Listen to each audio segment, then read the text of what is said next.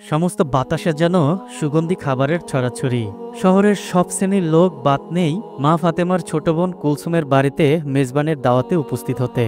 একদিন মা ফাতেমার বোন কুলসুমের বাড়িতে অনেক বড় খাবারের আয়োজন করা হলো, যে আয়োজনে সেই সময়ের ধনাঢ্য ব্যক্তিবর্গরা উপস্থিত ছিলেন। সবাই সেখানে দাওয়াত পেলেন। সবাই কুলসুমের বাড়িতে আস্তে আস্তে খাবারের জন্য সে মেজবানেরা উপস্থিত হতে লাগলেন। নবী করিম সাল্লাল্লাহু আলাইহি ওয়াসাল্লামও সেখানে গেলেন।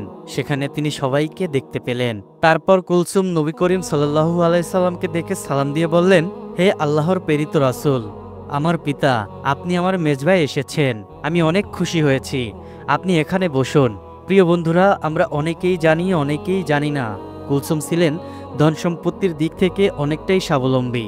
পক্ষান্তরে মা ফাতেমা ছিলেন অত্যন্ত গরিব, কিন্তু অত্যন্ত গরিব হওয়া সত্ত্বেও তিনি দিন প্রচার এবং ঈমান আমলের দিকে ছিলেন বেশ অটল। কেনই বা থাকবেন না? মা ফাতেমা হলেন জান্নাতের সর্দারিনী। তিনি জান্নাতুল ফেরদৌসের সকল জান্নাতি নারীদের প্রতিনিধিত্ব করবেন। কুলসুমের বাড়িতে বিভিন্ন রকমের খাবারের আয়োজন হতে লাগলো। মহানবী সাল্লাল্লাহু আলাইহি ওয়াসাল্লাম বললেন, মা কুলসুম, তুমি তো সবাইকে এখানে আমন্ত্রণ জানিয়েছ, সবাইকে এখানে আমি দেখতে পাচ্ছি। শহরের বিভিন্ন লোক তোমার এই মেজবানে অংশগ্রহণ করার জন্য এখানে এসেছে। সবাই নিশ্চয়ই ভালো মন্দ খাবার খেয়ে এখান থেকে চলে যাবে। নিঃসন্দেহে অনেক সুন্দর এবং ভালো একটি আয়োজন করেছ তুমি। তুমি কাকে কাকে এখানে আমন্ত্রণ জানিয়েছ? কুলসুম বললেন, হে আমার পিতা, আল্লাহর রাসূল, আমি আমার মেজবানে এ শহরে ধনাঢ্য সবাইকে আমন্ত্রণ জানিয়েছি। সকল পণ্ডিত জ্ঞানীগুণীদের এখানে আমন্ত্রণ জানিয়েছি, কেউ তো এখানে বাদ নেই। নবী করিম সাল্লাল্লাহু আলাইহি ওয়াসাল্লাম বললেন, তুমি সবাইকেই আমন্ত্রণ করেছ, কিন্তু একজনকে তো আমন্ত্রণ করনি। কুলসুম বললেন, সে কে বাবা? কাকে আমি আমন্ত্রণ করিনি? নবী করিম সাল্লাল্লাহু আলাইহি সাল্লাম বললেন, সেটা তো তোমার অজানা হওয়ার কথা নয়, সে তো তোমারই রক্তের সম্পর্ক, তোমার আপন বোন ফাতেমা। কুলসুম একটু চুপ হয়ে রইলেন। সে ফাতেমাকে ইচ্ছে করেই আমন্ত্রণ করেনি, কারণ ফাতেমা ছিল অনেকটাই গরিব, তার পোশাক আশাক ভালো ছিল না। কুলসুম ভেবেছিল ফাতেমা যদি সেই আমন্ত্রণে আসে তাহলে তার মান সম্মানে হানি ঘটবে, তাই তিনি তাকে আমন্ত্রণ করেনি। এদিকে কুলসুম যখন অনেক বড় মেজবানের আয়োজন করলো, ভালো ভালো কোরমা পোলাও খাবারের আয়োজন করলো, মা ফাতেমার আপন বোন কুলসুম শহরের সবাইকে আমন্ত্রণ করে খাওয়াচ্ছে, তখন সেই সময় একবেলাও খেতে পারছিল না মা ফাতেমা এবং তার ওরসজাত দুই সন্তান হাসান এবং হোসেন। হাসান হোসেন ক্ষুধার জ্বালায় কাতরাত। তারা ক্ষুধার জ্বালা সহ্য না করে তার মাকে বলছিল, মা, আমাদের খুবই ক্ষুধা লেগেছে, আমরা আর ক্ষুধার জ্বালা সহ্য করতে পারছি না, তুমি আমাদের কিছু খাবার দাও। মা ফাতেমার চোখ থেকে যেন অঝোর ধারায় পানি ঝরছিল এবং মনে মনে সে ভাবছিল, এই মাসুম বাচ্চার মুখে আমি কি তুলে দেব? এখন আমি না হয় ক্ষুধার জ্বালা সহ্য করতে পারছি, কিন্তু এই মাসুম বাচ্চা দুটো তো ক্ষুধার জ্বালা সহ্য করতে পারছে না। ফাতেমার কান্নায় তখন আল্লাহর আরশ কেঁপে উঠল। হায় আল্লাহ, আপন বোনের বাসায় কোনো খাবার নেই, হাসান হোসেন সেই বেলার ক্ষুধার জ্বালার যন্ত্রণায় কাতরাচ্ছে। তখনই মা ফাতেমার আপন বোন কুলসুমের বাড়িতে ভালো মন্দ খাবারের আয়োজন করা হচ্ছে। অনেক ধরনের ভালো খাবার, কোরমা পোলাওয়ের আয়োজন করা হয়েছে। মেজবানে অনেক মানুষ এসেছে, তারা সবাই দাওয়াত পেয়েছে, কিন্তু গরিব বলে মা ফাতেমাকেই দাওয়াত দিল না তার আপন রক্তের বোন কুলসুম।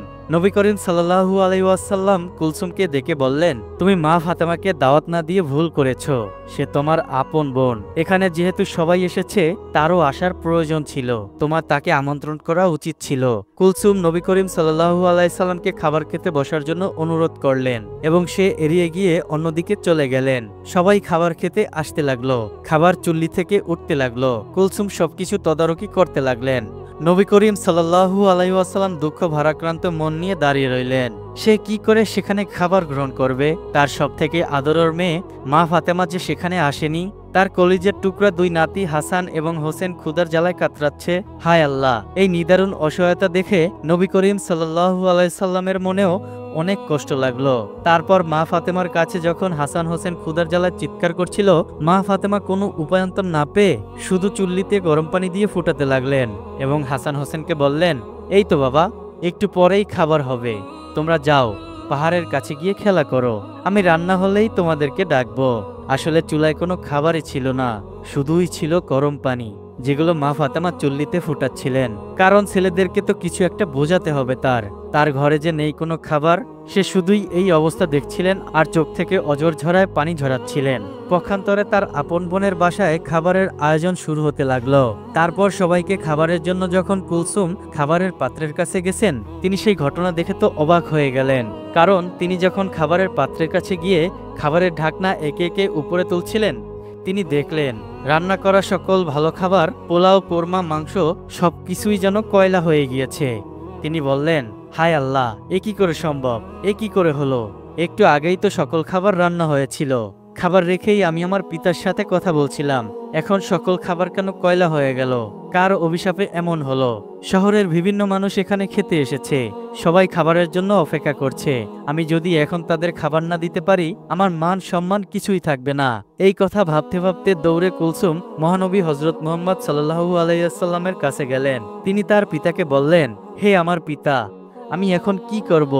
আমার সামনে অনেক বিপদ, এমন কেন হলো? আমি কিছুই ভাবতে পারছি না।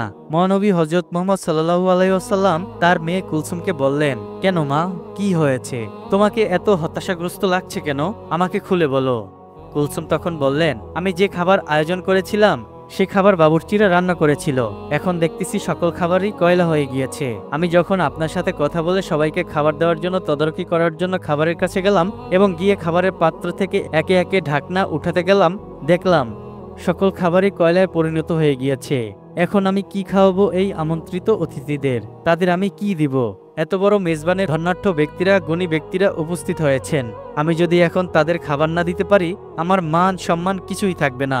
আপনি আমাকে সাহায্য করুন, আমি কি করতে পারি? নবী করিম সাল্লাল্লাহু আলাইহি ওয়াসাল্লাম সবকিছু বুঝতে পারলেন। তিনি বললেন, মা কুলসুম, তুমি অনেক বড় ভুল করে ফেলেছ, যে ভুলের জন্য আল্লাহর আরশ পর্যন্ত কেঁপে গিয়েছে। আল্লাহ অনেকটাই তোমার উপর নারাজ হয়েছেন, আর তিনি এই জন্যই নারাজ হয়েছেন যে তুমি তোমার আপন বোন ফাতেমাকে গরিব বলে এই মেজবানে আমন্ত্রণ করনি। সে দিন আনে দিন খায়, তার মাসুম বাচ্চা হাসান হোসেন ভালো মন্দ তো দূরের কথা, দুবেলা পেট ভরে খেতেও পারে না। অথচ আপন বোনের ছেলেদের তুমি তোমার মেজবানে আমন্ত্রণ করনি।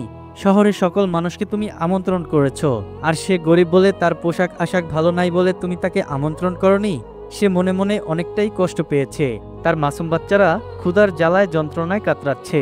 এই ঘটনা আল্লাহর আরশে পৌঁছে গিয়েছে। আল্লাহ নারাজ হয়েছে তোমার উপর, তাই তোমার সকল খাবার সে কয়লায় পরিণত করে দিয়েছে। তখন কুলসুম বললেন, হায় আল্লাহ, আমি তো এটা ভাবিনি। হে আল্লাহর নবী, আপনি কিছু একটা করুন, সমাধান দিন আমাকে। নবী করিম সাল্লাল্লাহু আলাইহি সাল্লাম বললেন, এর উপায় একমাত্র মা ফাতেমার কাছেই আছে। তিনিই পারবেন সকল সমস্যার সমাধান করতে। নিশ্চয়ই তার ইচ্ছায় আল্লাহ সমস্যার সমাধান করে দিতে পারেন। তখন কুলসুম দৌড়াতে দৌড়াতে মা ফাতেমার বাড়িতে গেলেন। সেখানে গিয়ে তিনি মা ফাতেমাকে ডাক দিলেন। মা ফাতেমা তার বাড়ি থেকে বের হয়ে আসলেন। তখন মা ফাতেমা বললেন, হে আমার বোন, তোমাকে এতটা হতাশাগ্রস্ত দেখাচ্ছে কেন?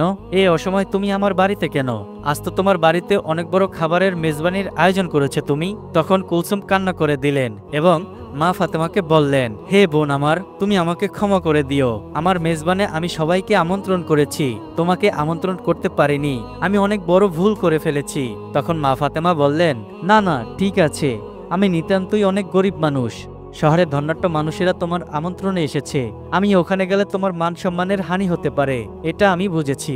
প্রিয় বোন আমার, তোমার উপর আমার কোনোই অভিমান নেই। তখন কুলসুম বললেন, এখন এসব কথা বলার সময় নয়, তুমি আমাকে ক্ষমা করে দিও। তোমাকে আমন্ত্রণ করিনি বিধায় মহান রব্বুল আলামিন আমার উপর নারাজ হয়েছেন। আমি যখনই সবাইকে খাবার দিতে যাব, দেখি আমার সকল খাবার কয়লায় পরিণত হয়ে গিয়েছে। তুমি এখনই সেখানে চলো, আমাদের পিতা নবী করিম সাল্লাল্লাহু আলাইহি ওয়াসাল্লাম সেখানে রয়েছে। হে বোন আমার, তুমি যদি এখন ওখানে উপস্থিত না হও, তাহলে এই সমস্যার সমাধান কখনোই হবে না এবং আমি শহরের কাউকেই খাবার দিতে পারবো না। শহরের সবাই এখনো ওখানেই উপস্থিত রয়েছে, তাদের কাউকে খাবার দিতে না পারলে তোমার আপন বোন কুলসুমের মানসম্মান থাকবে না। কথা শুনে মা ফাতেমা বলল, ঠিক আছে, আমি তোমার কষ্টের কথা বুঝতে পেরেছি। বোন আমার, তুমি হতাশা হয়ো না, চলো দেখি কি করা যায়। এই বলে হাসান হোসেনকে নিয়ে মা ফাতেমা কুলসুমের বাড়ির দিকে রওনা হলেন। তারপর কুলসুমের বাড়িতে গিয়ে মা ফাতেমা দেখলেন মহানবী হযরত মুহাম্মদ সাল্লাল্লাহু আলাইহি ওয়াসাল্লাম মা ফাতেমার অপেক্ষায় মেজবানির উপস্থিত সকলের সামনে দাঁড়িয়ে রয়েছেন। মা ফাতেমা সেখানে গিয়ে আল্লাহর নবীকে সালাম দিয়ে বললেন, হে আমার পিতা, আমার সালাম গ্রহণ করবেন। মহানবী হযরত মুহাম্মদ সাল্লাল্লাহু আলাইহি সাল্লাম মা ফাতেমার সালামের উত্তর দিয়ে বললেন, মা ফাতেমা, তুমি এসেছো? আমি তোমারই অপেক্ষা ছিলাম। মা ফাতেমা বলল, হ্যাঁ বাবা, আমি এসেছি। কুলসুম আমার বাড়িতে গিয়েছিল আমাকে ডাকতে, ওই আমাকে নিয়ে আসলো। নবী করিম সাল্লাল্লাহু আলাইহি সাল্লাম বললেন, হ্যাঁ, তোমার বোনের ঘোর বিপদ, সে একটি ভুল করে ফেলেছে। আমি নিজেও জানি তার এই কাজটি করা ঠিক হয়নি। মহান রব্বুল আলামিন তোমার কষ্টে তিনিও ব্যতীত হয়েছেন। তোমার বোন কুলসুম একটি ভুল করে ফেলেছে। সে তোমাকে আমন্ত্রণ করেনি এখানে, সে অহংকারে বসে এই পাপ কাজটি করে ফেলেছে।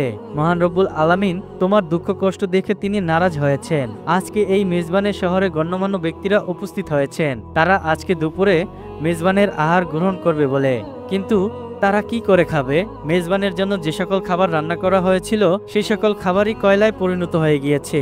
এই কথা শুনে মা ফাতেমা অবাক হয়ে বললেন, আমি তো আমার বোনকে কখনোই অভিশাপ দেইনি, এমনটি কেন হলো? মহানবী হযরত মুহাম্মদ সাল্লাল্লাহু আলাইহি সাল্লাম তখন বললেন, মা ফাতেমা, তুমি অভিশাপ দেওনি ঠিক আছে, অভিশাপের প্রয়োজনও পড়েনি, কিন্তু হাসান হোসেনের ক্ষুধার যন্ত্রণা মা হিসেবে তোমার আহাজারি আল্লাহ রব্বুল আলামিনের আরশকেও কাঁপিয়ে দিয়েছে। তাই এই মেজবানির যে সকল খাবার রান্না করা হয়েছিল তার হুকুমে সকল খাবারই কয়লা হয়ে গিয়েছে। এখন তোমার বোন অনেকটাই চিন্তায় পড়ে গেছে যে এত সব আমন্ত্রিত অতিথিদের যদি সে খাবার না খাওয়াতে পারে তাহলে তার মান সম্মান থাকবে না। প্রিয় নবী করিম সাল্লাল্লাহু আলাইহি সাল্লামকে মা ফাতেমা বললেন, হে আমার পিতা, আমার এখানে কি করণীয় রয়েছে? নবী করিম সাল্লাল্লাহু আলাইহি সাল্লাম তখন মা ফাতেমাকে বললেন, তুমি যদি মন থেকে কুলসুমকে ক্ষমা করো এবং আল্লাহর দরবারে দোয়া করো, হয়তোবা ওই আল্লাহই সব সমস্যার সমাধান করে দেবেন। তখন মা ফাতেমা বললেন, ঠিক আছে বাবা, আমি যাচ্ছি। এই বলে যেখানে খাবার রান্না করা হচ্ছিল, যেখানে সকল খাবার কয়লায় পরিণত হয়ে গিয়েছিল, মা ফাতেমা কুলসুমকে নিয়ে সেই জায়গায় গেলেন। আল্লাহর নাম নিয়ে বিসমিল্লাহ বলে সকল খাবারের পাত্রে কাপড় দিয়ে তিনি ঢেকে দিলেন। তারপর আল্লাহর দরবারে মা ফাতেমা দোয়া করলেন। দোয়া করার পর কুলসুমকে বললেন, তুমি খাবারের উপর থেকে এই কাপড়গুলো তোলো। কুলসুম যখন খাবার পাত্র উপর থেকে কাপড় সরালেন, তারপর সে দেখলেন যে সকল খাবার কয়লায় পরিণত হয়ে গিয়েছিল সেই সকল খাবার সেই আগের অবস্থায় ফিরে এসেছে। কুলসুম আল্লাহর দরবারে শুকরিয়া করলেন, মা ফাতেমাও আল্লাহর দরবারে শুকরিয়া করলেন।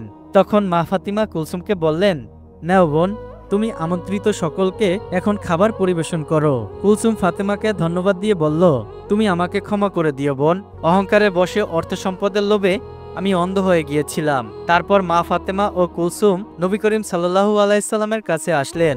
নবী করিম সাল্লাল্লাহু আলাইহি ওয়াসাল্লাম মা ফাতেমাকে ধন্যবাদ জানিয়ে আল্লাহর দরবারে শুকরিয়া প্রকাশ করলেন। প্রিয় বন্ধুরা, এই ঘটনা দেখে আমাদের সকলের শিক্ষা নেওয়া উচিত। আমাদের মনে যেন কখনোই কারো অহংকার না থাকে, সেই দিকে সংযত হওয়া উচিত। তাই নবী করিম সাল্লাল্লাহু আলাইহি ওয়াসাল্লাম কুলসুমকে বারবার তার অহংকার থেকে ফিরে এসে মা ফাতেমাকে দাওয়াত দেওয়ার কথা বলে দিয়েছেন। আমরা যেন সকলে মহানবী সাল্লাল্লাহু আলাইহি সাল্লামের দেখানো পথে চলতে পারি, আমাদের আল্লাহ সেই তৌফিক দান করুক। তো বন্ধুরা, আজকের মতন এই পর্যন্তই। আশা করছি পরবর্তীতে আরো নতুন কোনো ঘটনা নিয়ে হাজির হব। সেই পর্যন্ত সবাই অনেক ভালো থাকবেন, সুস্থ থাকবেন এবং নিজের দিকে খেয়াল রাখবেন।